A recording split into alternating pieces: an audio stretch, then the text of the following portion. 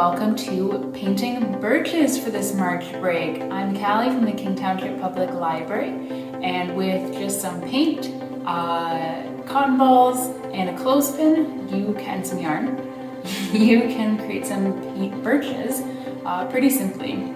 So birches are really cool because their bark is very different from most trees. I don't know if you've ever noticed, but it's very white and very thin, and you can kind of peel it off. And what's interesting about their bark is that it used to be used as paper. So that's pretty cool. And it's also a very hardwood that has lots of great uses, including canoes and all kinds of good stuff. But today we're just going to be painting birches, so let's get started. Alright, so what we're going to need is a canvas. You can just get these at the dollar store. Some yarn, some clothespins. I'm using pom-poms or cotton balls. I'm using a paint tray. If you don't have a paint tray, a muffin tray works really well. And of course, some paint. So the first thing we're going to want to do is wrap our yarn around our canvas. And we're just going to kind of wrap it, you'll see. We'll wrap it around.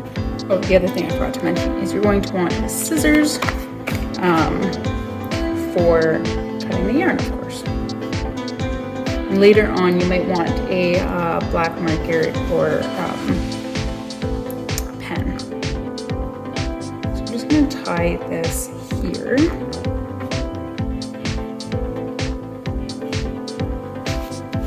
Just to hold it. Now you don't have to tie it. You can just kind of leave it as is and let it kind of tuck in. But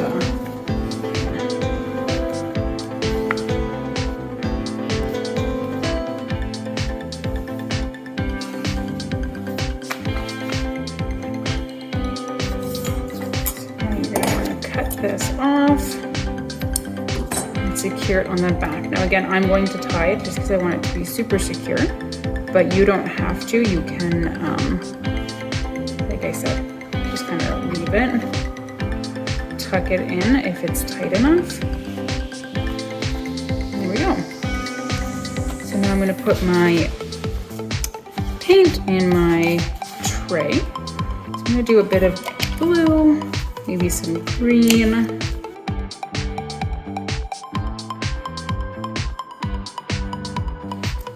I think of like nature colors that we might want to use.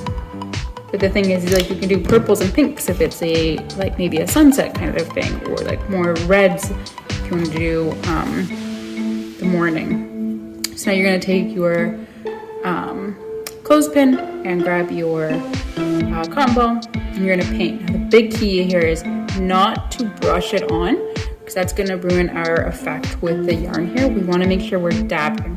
So just make sure you do spots of paint, okay? So just like this.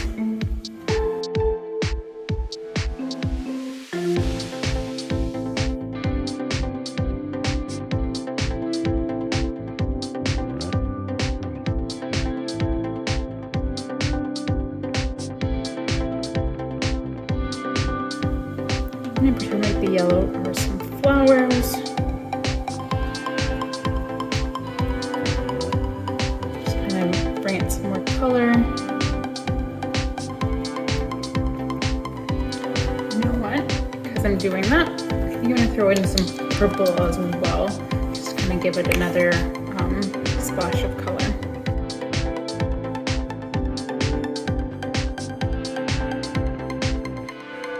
Because my sky blue is a little bit dark, I'm going to throw in some purple there too. Because why not? I'm going to get a little bit more twilighty.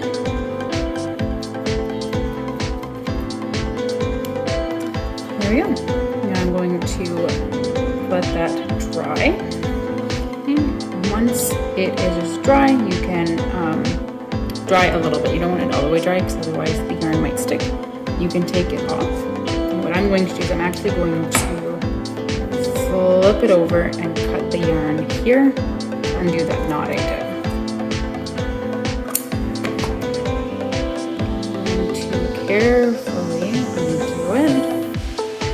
Because again, reason we were dabbing is to not smudge. We don't want to start smudging now.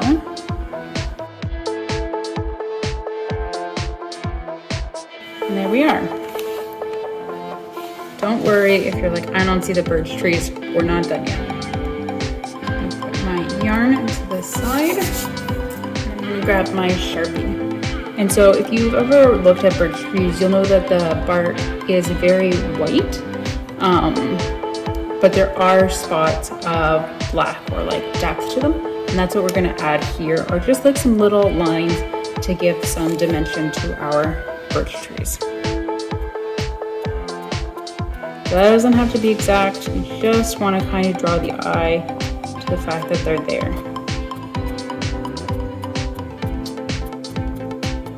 Doesn't go all the way across, that's fine.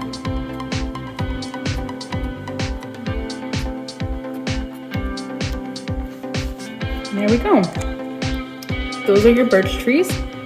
As you can see, the more you wrap the yarn around, the more trees you're gonna have. So you might wanna think about spacing. I might have spread these out a little bit more. Or I could have even switched orientation because this feels like maybe it could have been the ground to me. I don't know.